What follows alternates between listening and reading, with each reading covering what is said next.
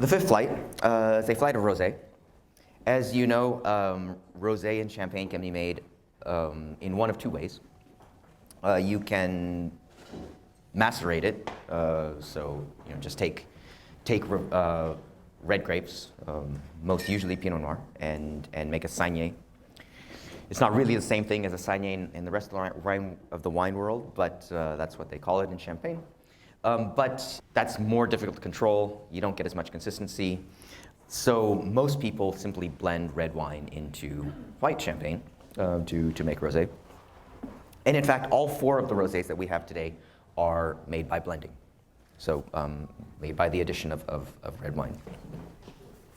So the first one's from Camille Saves, going back to Bouzy. Bouzy being one of the most famous Pinot Noir terroirs, it's only natural that we'd have a rosé from there. Again, I mean, even just on the nose, I think this just says south-facing, warm, ripe Pinot Noir, and I think that lusciousness of it is its most appealing trait.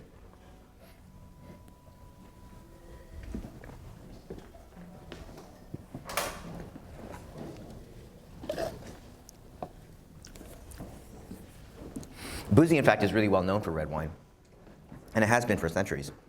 Because it's one of the warmest terroirs in Champagne. Basically, when you talk to winemakers in Champagne and you talk to them about their rosé, everybody says, oh yeah, I make my rosé with Bouzy Rouge. But sometimes I think if everybody who says they made, who says they use Bouzy Rouge actually did, I think that it's probably more than there is Pinot Noir in Bouzy. but certainly Bouzy is very desirable for its red wine. And Camille Saves, of course, all of their vineyards are in Bouzy, so this is by default, Bouzy red wine. It's a nice contrast with the second wine, which is again from Bruno Gobillard. I think that you see the difference of terroir in its weight. With the Gobillard being more delicate. You could also say this is a difference in aesthetic and just a difference in style, because they're looking for different things. But a lot of that, I think, is related to where the wine is grown as well.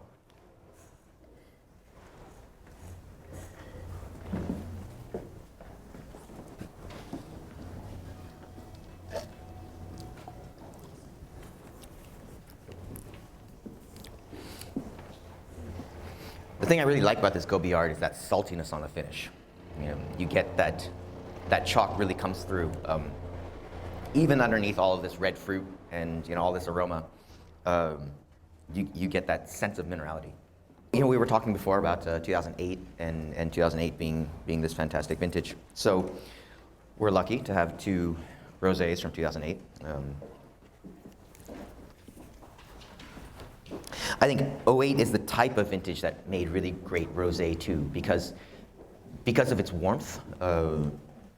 The quality of the red wine was pretty exceptional in this vintage. So the third wine is Moët Chandon's Grand Vintage Rosé.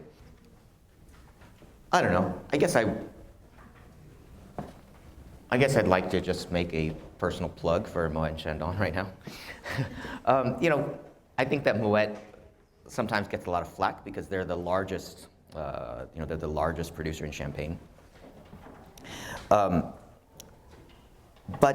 what's interesting is that when you actually visit, and when you talk to the winemaker, Benoit Gouez, you see how much he is, or I guess you see how much he's really trying to push the envelope, and he's always thinking forward. He's always experimenting. He's certainly Moët has a house style, and working on that scale, he has to obviously there are many things that he has to do, but at the same time, it's not a house that's standing still. You know? And because of this scale and because of these vast resources that they have, that really allows them to do experiments that smaller people just wouldn't be able to do. And so Moët is actually, it's actually this sort of like locomotive of research in the region in a way.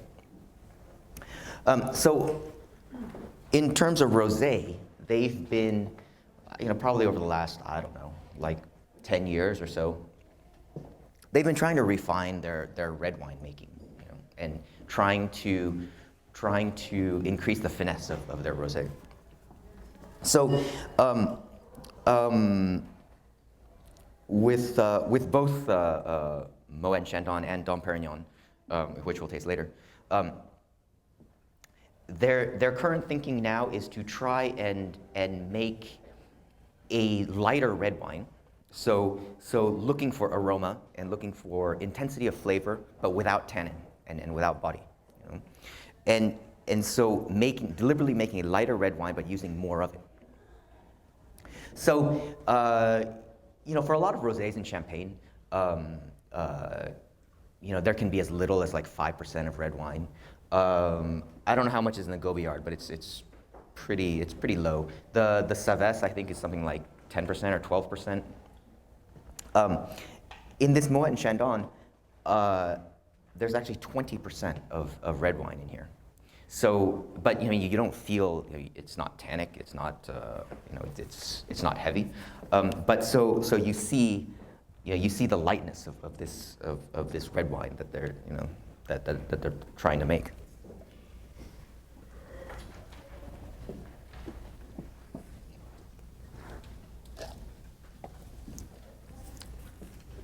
And again, like typical Moët nose, it's that really like smoky, reductive thing.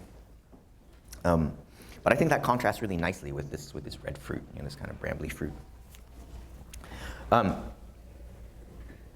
Clicquot, again, like what we tasted in the whites. Clicquot is a very opposite style, especially for the way that Clicquot works. They're with the vintage wine and the vintage rosé, they're really looking to express the power of Pinot Noir, whereas with La Grande Dame, they're looking to express finesse. So the vintage is very deliberately, their most kind of most bold and concentrated wine. They use the same blend. So this 2008 rosé is the 2008 Blanc, with like 15% of red wine blended in.